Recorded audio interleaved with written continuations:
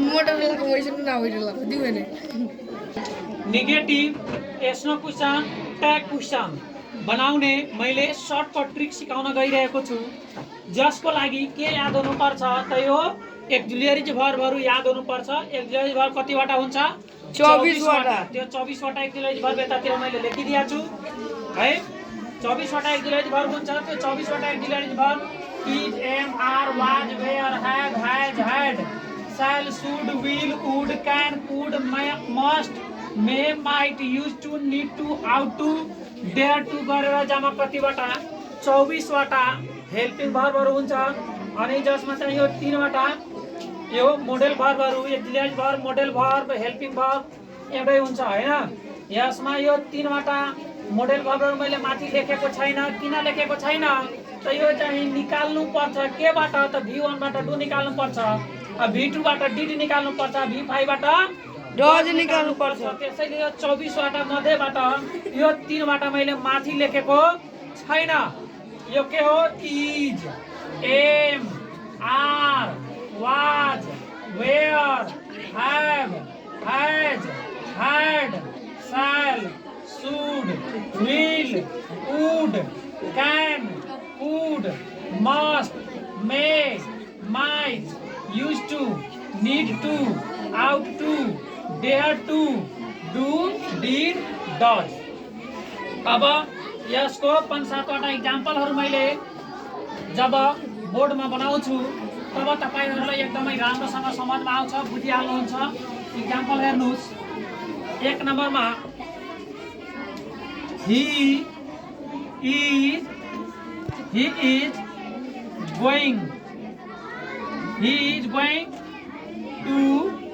is going to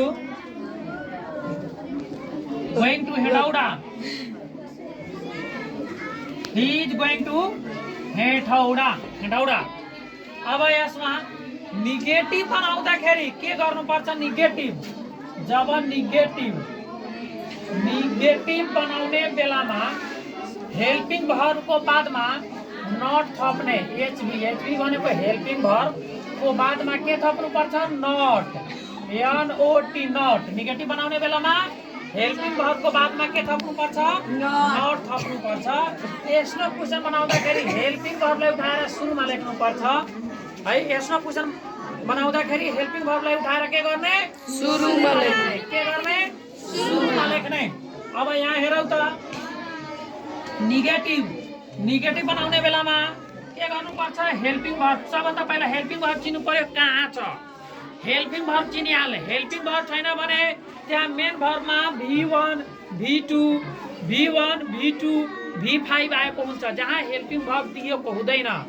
helping verb नदिएको ठाउँमा के आएको हुन्छ v1 v2 v5 दिएको हुन्छ। के दिएको हुन्छ v1 v2 v5 दिएको हुन्छ। v1 दिएको हुन्छ त्यसबाट डु निकालेर नेगेटिभ चाहे यस्तो क्वेशन चाहे ट्याग क्वेशन बनाउनु पर्छ। v2 दिएको हुन्छ त्यसबाट डिड निकालेर यस्तो क्वेशन चाहे ट्याग क्वेशन चाहे यस्तो क्वेशन चाहे ट्याग क्वेशन चाहे नेगेटिभ बनाउनु पर्छ। v5 दिएको हुन्छ त्यसबाट डज निकालेर नेगेटिभ चाहे यस्तो क्वेशन चाहे ट्याग क्वेशन बनाउनु पर्छ। अब यहाँ इक्जाम्पल हेरौ सबभन्दा पहिला हेल्पिङ भर्ब खोज्ने कहाँ छ त हेल्पिङ भर्ब यहाँ रहेको छ। यो के हो हेल्पिङ भर्ब हो एक्जिलियरी भर्ब हो हैन। त हेल्पिङ भर्बको बादमा नट थपिदिन्छौ त के बन्छ नेगेटिभ। अब ल नेगेटिभ बनाउनु छ त ही इज अब यसको बादमा के थप्ने नेगेटिभ बनाउन नट थप्ने के थप्ने नट गोइङ छ त जे छ त्यही सारिदिनु छ। यतिकै नट खाली थप्यो भयो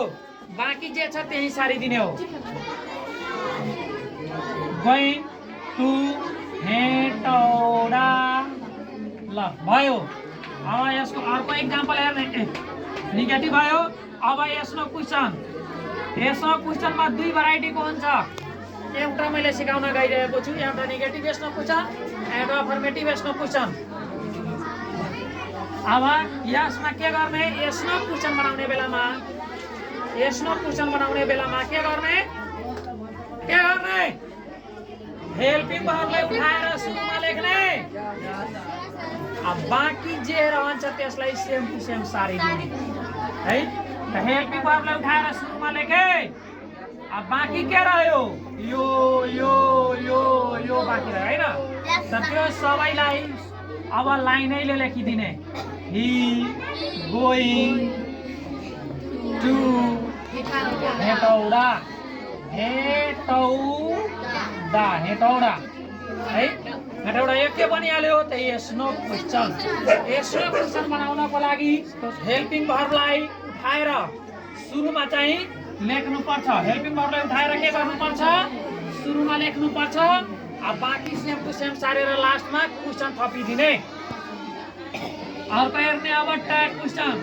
यसैको ट्याग क्वेसन अब यसको ट्याग क्वेसन बनाउनु पर्यो भने के गर्ने पहिला सेम टु सेम सारिदिने ट्याग क्वेसन बनाउनको लागि he is going to Hetauda Hetauda अब कोमा गर्ने अब ट्याग क्वेसन बनाउनको लागि सुरुको दुईवटा सब्जेक्ट र हेल्पिङ भर्बसँग मतलब हुन्छ सुरुको दुईवटा केसँग सब्जेक्ट र हेल्पिङ भर्बसँग मतलब हुन्छ जुन चाहिँ हेर त यो सब्जेक्ट भयो यो के भयो हेल्पिङ भर्ब यो दुईटा भयो नि सुरुको यही दुईटासँग मतलब हुन्छ यतातिर नट हुन्छ त्यतातिर बिना नट राख्ने यतातिर नट हुँदैन त्यतातिर हेल्पिङ भर्बमा नट थपेर लेख्ने त यहाँ के छ इज अनि सर्टकट प्रयोग गर्नुपर्छ त्यसैले के गर्ने इजलाई इज नट हैन इज नट नलेख्ने यसको सर्टकट रूप लेख्ने के लेख्ने सर्टकट रूप त सर्टकट रूप के हुन्छ इजन्ट हुन्छ इजन्ट बुझिहाल्यो के हुन्छ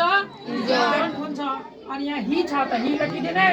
क्वेसन थपिदिने भयो यो के भयो ट्याग क्वेसन अब अर्को हेर्ने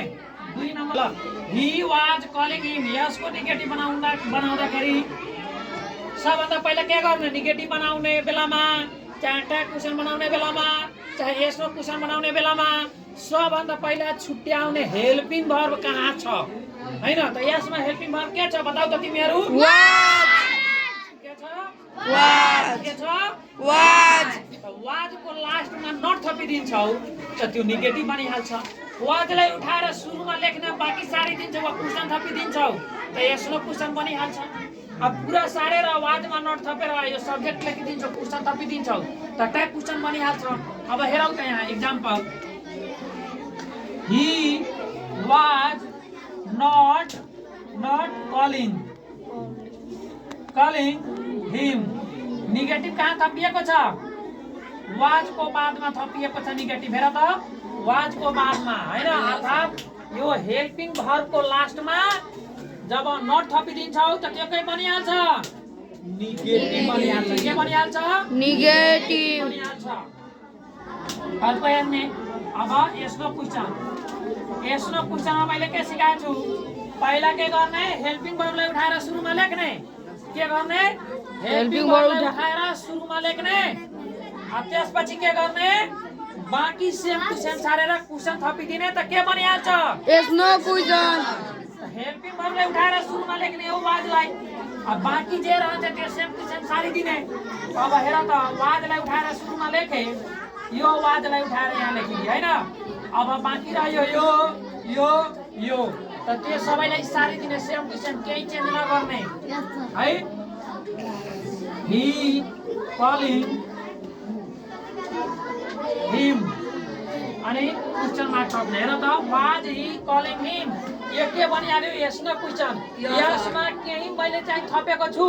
यसलाई उठाएर खाली सुरुमा लेखिदिएको छु अब बाँकी जे रह्यो त्यसलाई सेम टु सेम सारिदिएको छु बाँकी जे रह्यो त्यसलाई सेम टु सेम सारिदिएको छु यसको क्वेसन बनाउनको लागि हेल्पिङ भर्बलाई उठाएर सुरुमा लेख्ने अब बाँकी जे रहन्छ त्यो सबैलाई सेम टु सेम सारेर लास्टमा क्वेसन थपिदिँदाखेरि त्यो के बनिहाल्छ यसनो क्वेसन अर्को हेर्ने अब जाऊ ट्याग क्वेसनमा पहिला के गर्नुपर्छ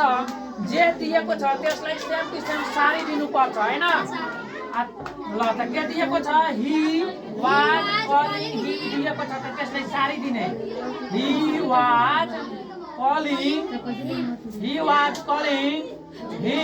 वाज कलिङ हिम त्यसपछि कोमा दिने के गर्ने कोमा दिने अब सुरुको मैले के सिकाएको छु ट्याग क्वेसन बनाउने बेलामा सुरुको दुईवटासँग बढी मतलब हुन्छ हैन के दुईवटा त सब्जेक्ट र हेल्पिङ भर्बसँग बढी मतलब रहेको हुन्छ केसँग सब्जेक्ट र हेल्पिङ भर्बसँग बढी मतलब हुन्छ हैन त यसमा सब्जेक्ट र हेल्पिङ भर्ब सुरुको दुईवटा रह्यो सब्जेक्ट आयो के भयो हेल्पिङ भर्ब यो के भयो सब्जेक्ट आयो हेल्पिङ भर्ब यसमा हेर त नट आएको छ नट आएको छैन त नट आएको छैन भने यहाँ नट वाला हुन्छ यहाँ नट आइहाल्छ त यहाँ बिना नट वाला हुन्छ हैन त यहाँ वाज छ त के गर्ने वाजन्ट के गर्ने वाजन्ट ल वाज छ त के गर्ने वाजन्ट वाजन्ट हैन वाजन्ट वाजन्ट लेख्ने वाजन्ट लेखेर के थपिदिने यो सब्जेक्ट वा जस्ताको त्यस्तै लेखिदिने यहाँ के भयो अब बताऊ त चेलवाहरू आउँछ कि आउँदैन आउँछ बनाउन आएन भने एकचोटि भिडियो हेरिहाल्ने मैले युट्युबमा हालिदिन्छु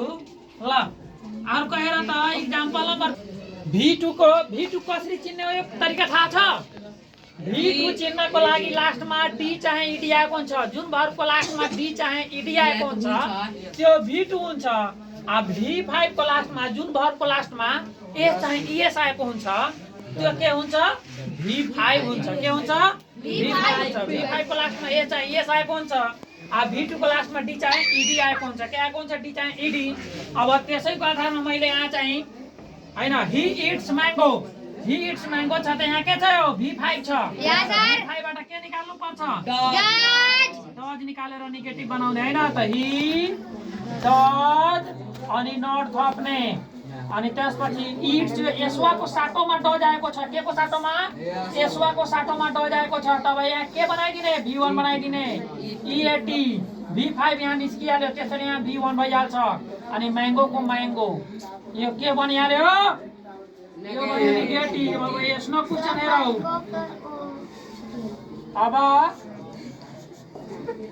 अब अर्को हेरौ यसलाई ट्याग क्वेशन बनाउने बेलामा अब त यहाँ हेल्पिङ भर्ब आइहाल्यो हेल्पिङ भर्ब आयो भने उठाएर सुरुमा लेख्ने बाँकी सेम टु सेम सारिदिने त डज ही इट म्याङ्गो त्यसपछि क्वेशन मार्क थप्ने ट्याग क्वेशनमा हेर्ने पहिला सेम टु सेम सार्ने ही इट